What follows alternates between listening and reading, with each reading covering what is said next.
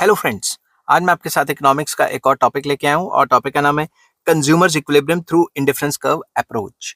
शुरू करने से पहले बता दूं कि चैप्टर का नाम है ऑर्डिनल यूटिलिटी और इस चैप्टर के सारे लिंक्स आपको इस वीडियो के डिस्क्रिप्शन में मिल जाएंगे। चलिए शुरू करते हैं कि कंज्यूमर इक्विलिब्रियम इंडिफरेंस कर्व के थ्रू किस तरीके से आपने पेपर में लिखना है और किस तरीके से डिटेल होती है इसकी। ठीक है, तो सबसे पहले जब भी आपको ये क्वेश्चन आएगा आपने लिखना है कंज्यूमर इक्विलिब्रियम होता क्या है। A consumer attains his equilibrium when he maximizes his satisfaction with given income and prices of the two commodities। तो कंज्यूमर इक्विलिब्रियम एक ऐसी सिचुएशन है जहां कंज्यूमर अपने गिवन इनकम को इस हिसाब से खर्च करता है कि उसको मैक्सिमम सेटिस्फैक्शन मिले given the level of income, जो भी इनकम है उसकी, और गिवन द प्राइजेस है, प्राइजेस भी गिवन होने चाहिए और गिवन इनकम होनी चाहिए, उससे वो ज्यादा से ज्यादा सेटिस्फैक्शन कैसे हासिल करता है। Maximisation of satisfaction subject to budget constraint means getting to the highest possible indifference curve without going above the budget. इसका मतलब ये कि आप अपने बजट से बाहर जाने के बजाय आप गिवन बजट में ही ज्यादा से ज्यादा सेटिस्फेक्शन पाना चाहते हैं, गिवन बजट में ही अपनी जो सेटिस्फेक्शन है ज्यादा रखना चाहते हैं। वो कैसे रख पाएंगे? वो तभी रख पाएंगे जब आप गिवन बजट में मैक्सिमम से मैक्सिमम या हाईएस्ट इंडिफरेंस कर्व पे लाई करेंगे। समझ की बात? Indifference curve approach explains the consumer's equilibrium with the use of indifference curve map and budget line. तो इसको हम बजट लाइन और इंडिफरेंस जो मैप है उसके थ्रू एक्सप्लेन करने की कोशिश करेंगे। Two conditions need to be fulfilled for the consumer to be in equilibrium. पहली कंडीशन है MRS(XY) should be equal to PX/PY। ठीक है, MRS(XY) क्या होता है? इंडिफरेंस कर्व की स्लोप, और ये जो PX/PY क्या होता है? ये होता है स्लोप ऑफ बजट लाइन। ये दोनों की दोनों स्लोप्स बराबर होनी चाहिए, मतलब इंडिफरेंस कर्व टेंजेंट होनी चाहिए ये जो बजट लाइन है उससे। ठीक है, और सेकंड कंडीशन है indifference curve should be convex to the point of origin. Indifference curve जो है पॉइंट ऑफ ओरिजिन पे कॉन्वेक्स होनी चाहिए। तो मैं दोनों को एक्सप्लेन करूंगा। तो सबसे पहले मैंने एक्स एक्सिस पे एक्स को ले लिया, वाई एक्सिस पे वाई को ले लिया। मैंने ये रेड कलर की जो है बजट लाइन ले ली। ठीक है, तीन इंडिफरेंस कर्व बना दी, IC1, IC2, IC3। ठीक है, तो अब सबसे पहले मैंने ये जो IC1 है वो नीचे से निकाल दी बजट लाइन के। ठीक है, IC2 जो है वो टेंजेंट कर दी, ठीक है, बजट लाइन पे टी पॉइंट पे, और IC3 ऊपर से निकाल दी। समझिए बात? तो अब इक्विलिब्रियम कहाँ होगा? इक्विलिब्रियम टेंजेंट वाली जगह पे होगा, क्योंकि हम हाईएस्ट इंडिफरेंस कर्व वो अटेन कर सकते हैं जो हमारे बजट को टच कर रही है, टेंजेंट करके जा रही है। मगर इंडिफरेंस कर्व जो IC3 है वो हमारे बजट से बाहर है। ऑल्दो हमें ये जो पॉइंट डी है वो टी से तो ज्यादा कम्बिनेशन दे रहा है, मगर हमारी औकात ही नहीं है वो खरीदने की, हमारी हैसियत ही नहीं है, क्योंकि हमारा बजट ही इतना है। समझिए बात? तो गिवन बजट है तो हम हायर इंडिफरेंस कर्व को, जो हाईएस्ट इंडिफरेंस कर्व को जहां हमारा बजट टच करता है वहां तक तो अटेन कर सकते हैं, टी पॉइंट तक, इससे ऊपर नहीं कर सकते। इसलिए टी पॉइंट पे कंज्यूमर इक्विलिब्रियम होगा, क्योंकि टी पॉइंट पे जो हमारा MRS(XY) है, जो बजट लाइन की जो ये जो क्या कहते हैं इंडिफरेंस जो कर्व है उसकी जो स्लोप है जिसको MRS(XY) कहा जाता है, और बजट लाइन की जो स्लोप है PX/PY वो बराबर होते हैं। समझ की बात? इसीलिए इस पॉइंट पे कंज्यूमर इक्विलिब्रियम रहता है। अब इसको पेपर में किस हिसाब से आपने एक्सप्लेन करना है वो मैंने एक्सप्लेन किया हुआ है। The consumer can not purchase any combination which lies to the right of the budget line KL जो बजट लाइन है उसके जो भी राइट साइड पे चीजें आ रही हैं वो कॉम्बिनेशन जो है वो कंज्यूमर नहीं खरीद सकता। Such as combination D because it is out of his reach with the given income and given prices of two commodities. अगर गिवन प्राइस और गिवन इनकम है वो कंज्यूमर की रीच से बाहर है। ठीक है, ऑल्दो डी पॉइंट ज्यादा सेटिस्फेक्शन देता है मगर बजट कंस्ट्रेंट भी तो है ना, गिवन इनकम भी तो है इसकी।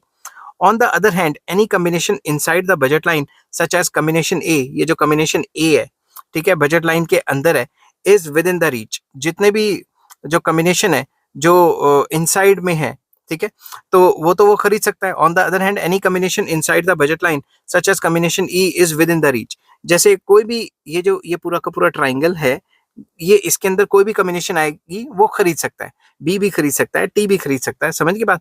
But any such combination will give him less utility than the combination on the budget line because it lies on the lower indifference curve.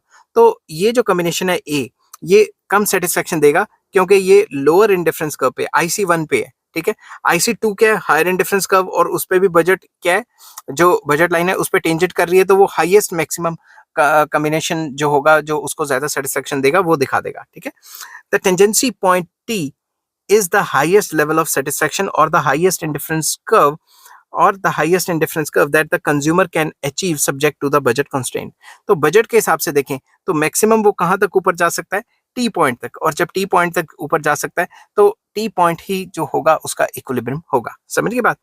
तो मैंने आपको पहले भी समझा दिया था, it is the combination of O M units of Y good and O N units of X good. मतलब T point पे आप O N units of X good ले रहे हो और O M units of Y good ले रहे हो, ठीक है। Now we compare equilibrium T with the other points, जैसे कि point A is not the best because it is inside the budget line. जो पॉइंट ए है वो बजट लाइन के बीच में आता है, तो इसलिए वो ए इतना बेस्ट नहीं माना जाएगा क्योंकि वो बजट के नीचे आता है। उसमें जो लोअर इंडिफरेंस कर्व आ रही है, कौन सी? IC1, ठीक है। Point B is not the best point because it lies on the lower indifference curve IC1 and gives lower utility than the point T which is on the higher indifference curve IC2।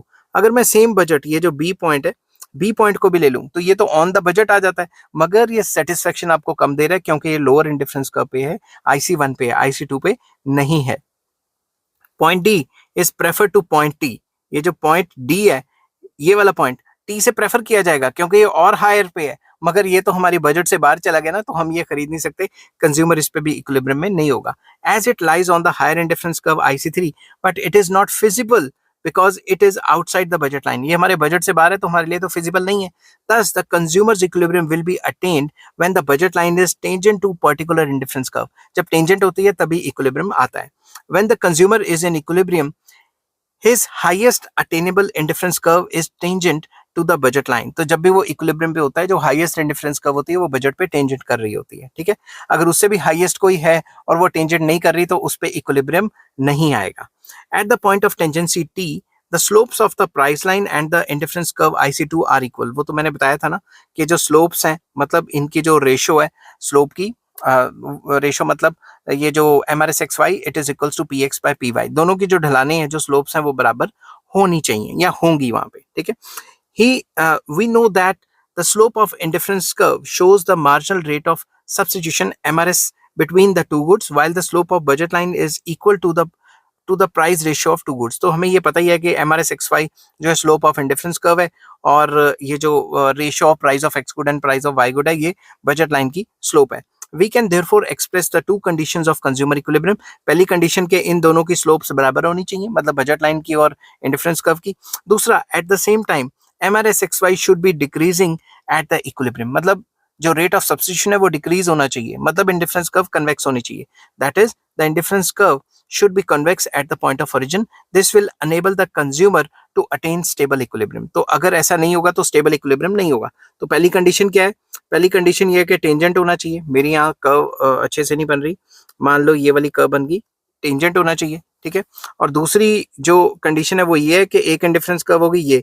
अब दूसरे कहेंगे अगर ये हुआ, ये भी तो tangent है, मगर इसके ऊपर diminishing marginal rate of substitution apply नहीं होता, इसके ऊपर होता है, तो कन्वेक्स होनी चाहिए। समझ गए बात?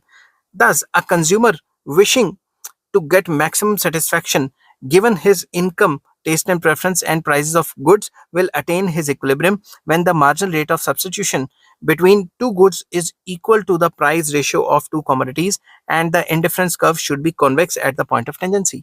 तो एक तो convex होनी चाहिए, ठीक है, और टेंजेंट होनी चाहिए, दो कंडीशन है, ठीक है, कंज्यूमर इक्विलिब्रियम की through indifference curve analysis. I hope ये वीडियो आपको पसंद आई होगी। अगर पसंद आती है तो please like, share and subscribe. इस चैप्टर के सारे लिंक्स आपको इस वीडियो के डिस्क्रिप्शन में मिल जाएंगे। Take care, bye bye.